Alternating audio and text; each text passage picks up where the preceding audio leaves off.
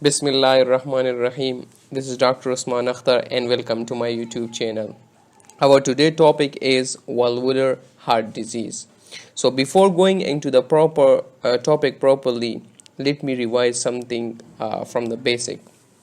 As we know, the human heart consists of four valves: the aortic valve, the mitral valve on the left side, and tricuspid, and the pulmonary valve on the right side of the heart.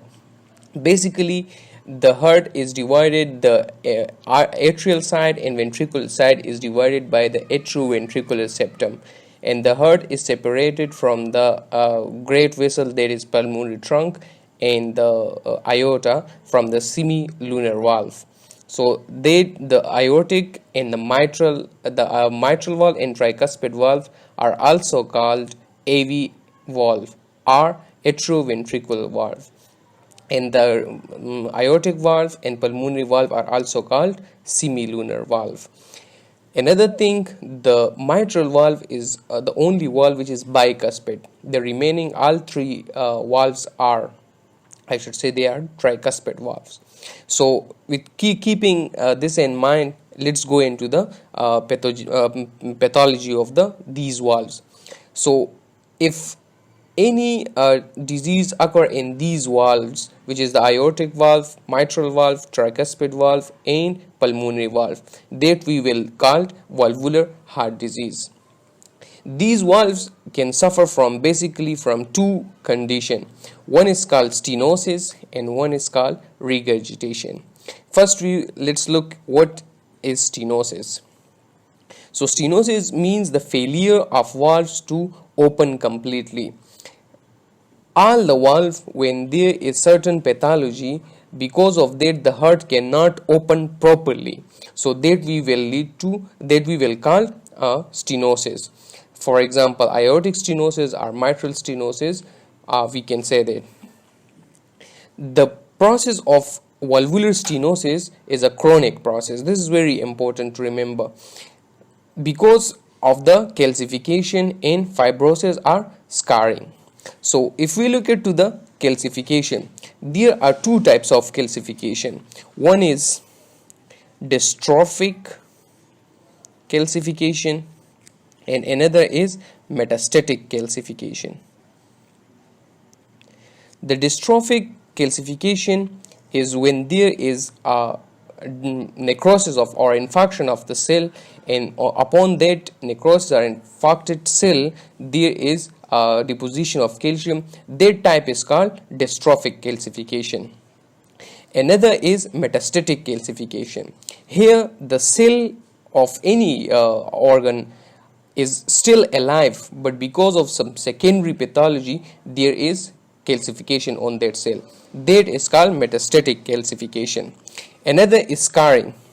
Scarring, or I should say fibrosis.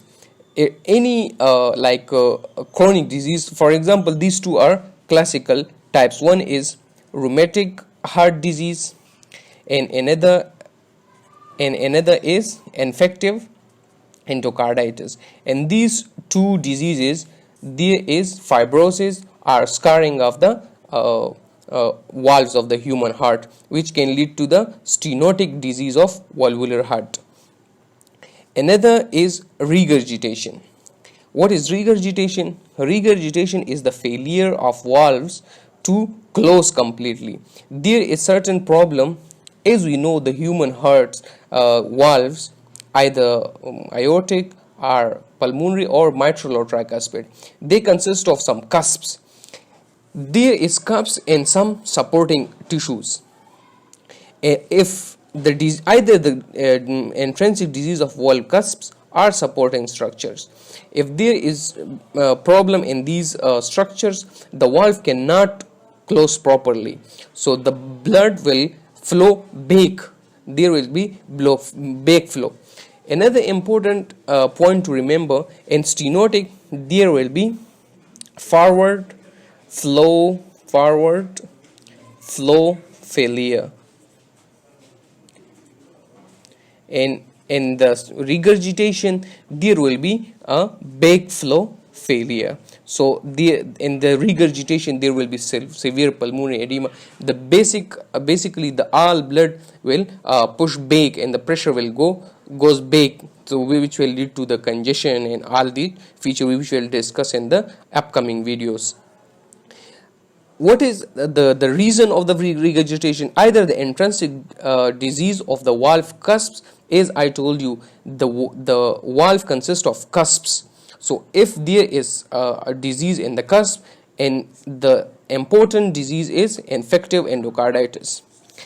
On infective endocarditis I have discussed in earlier videos. If you want to learn properly the infective endocarditis, you can go and look into the my channel where I discuss it properly. And the supporting structure. The supporting structure are mainly the papillary muscles, papillary muscle of the endocardium. So either the papillary muscles are damaged or chordae tendini.